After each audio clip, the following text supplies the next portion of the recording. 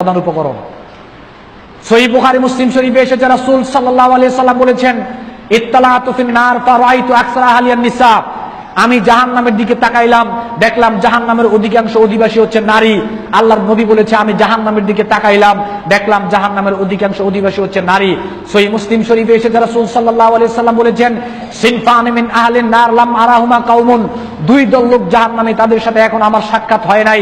এর মধ্যে এক দল হচ্ছে ওয়া নিসাউন কাসিয়াতুন আরিয়াতুন মাইলাতুন মুমিলাতুন কাসনিমাতুল বুখতিল মাইলা লা ইয়াদখুলনাল জান্নাহ।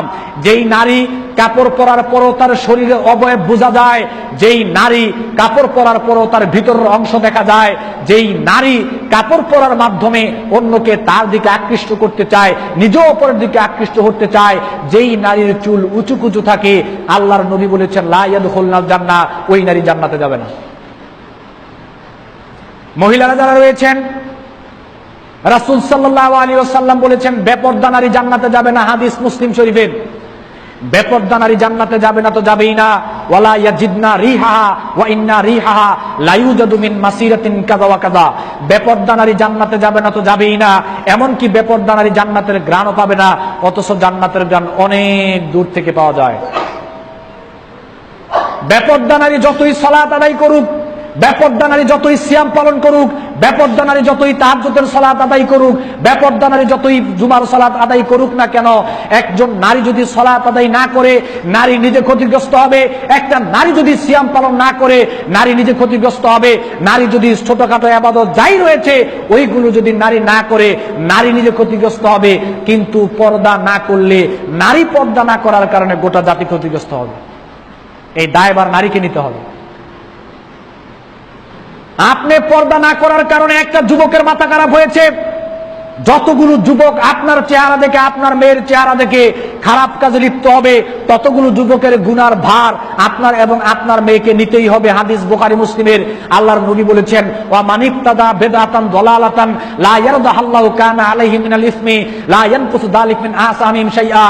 কেউ যদি কাউকে কোনো পাপ কাজের দিকে আহ্বান করে, ওই পাপ কাজ করার কারণে সে যতটুকু গুনাহ পাইলো, আপনি কেন তাকে পাপ কাজের দিকে ডাকলেন, তার সমান সমান গুনাহ আপনার আমলনামায় লেখা হবে। বেপরদায় আপনি ঘোরাফেরা করার কারণে আপনার চেহারা দেখে, আপনার মেয়ের চেহারা দেখে যারা পাপে লিপ্ত হবে, তাদের গুনার ভাগীদার আপনার এবং আপনার মেয়েকে হতেই হবে। মুসনাদে আহমদে এসেছে রাসূল সাল্লাল্লাহু আলাইহি ওয়াসাল্লাম বলেছেন, সালাসাতুন কাদ হারামাল্লাহু আলাইহিমুল জান্নাহ মুদবিনুল খামরি ওয়াল আকল ওয়াদ দায়ুস আল্লাযী ইউকিরু ফি আহলিল খাবাস। তিন শ্রেণীর মানুষের জন্য জান্নাত হারাম। রাসূল সাল্লাল্লাহু আলাইহি ওয়াসাল্লাম বলেছেন, তিন শ্রেণীর মানুষের জন্য জান্নাত হারাম। তিন শ্রেণীর মানুষের জন্য জান্নাত হারাম। এক শ্রেণীর মানুষ হলো যারা সর্বদা মদ পান করে, তাদের জন্য জান্নাত হারাম। আরেক শ্রেণীর লোক হলো যেই সকল সন্তান পিতামাতার সাথে সম্পর্ক ভালো না, পিতামাতার সাথে খারাপ আচরণ করে, বেয়াদবি করে, তাদের জন্য জান্নাত হারাম। আরেক শ্রেণীর মানুষ হচ্ছে যেই পরিবারে পর্দার লেশ মাত্র নাই, স্ত্রী কোথায় যায় স্বামী খবর রাখে না, মেয়ে কোথায় যায় স্বামী খবর রাখে না, ওই পরিবারে, যেই পরিবারে পর্দা নাই, ওই পরিবারের জন্য জান্নাত হারাম। আপনার মেয়ে কোথায় যায় আপনি খবর রাখেন না, আপনার স্ত্রী কোথায় যায় আপনি খবর রাখেন না, আপনি দায়ুস, আপনার জন্য জান্নাত হারাম। মুসনাদে আহমদের হাদিস, হাদিস সহিহ। রাসূল সাল্লাল্লাহু আলাইহি ওয়াসাল্লাম আপনাকে লক্ষ্য করে এই কথাই বলেছেন। ছেলে কোথায় যায় কি করে, মেয়ে কলেজে গিয়ে কোথায় যায় কি করে, স্কুলে গিয়ে কি করে না করে, এই খবর গার্জিয়ানকে রাখতেই হবে। আপনার অসচেতনতার কারণে আপনার মেয়ে ধ্বংসের পথে চলে গিয়েছে, আপনার ছেলে ধ্বংসের পথে চলে গিয়েছে। অনুরোধ করে বলে গেলাম, একদিন আপনার ছেলের পিছনে আপনি যান। অনুরোধ করে বলে গেলাম, একদিন আপনার মেয়ের পিছনে আপনি যান। আপনার মেয়ে কোথায় যায় কি করে আপনি একটু খেয়াল করবেন।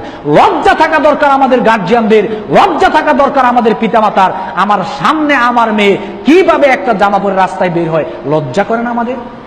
আমার সামনে আমার মেয়ে কিভাবে একটা জামা পরে বের হয় বোরকা ছাড়া? মানুষের হিংস্র দৃষ্টি আপনার মেয়ের দিকে পড়বে, আমার মেয়ের দিকে পড়বে, এটা কি আপনার মনেই হয় না? আপনার পরিবার ধ্বংসের জন্য দায়ী আপনি।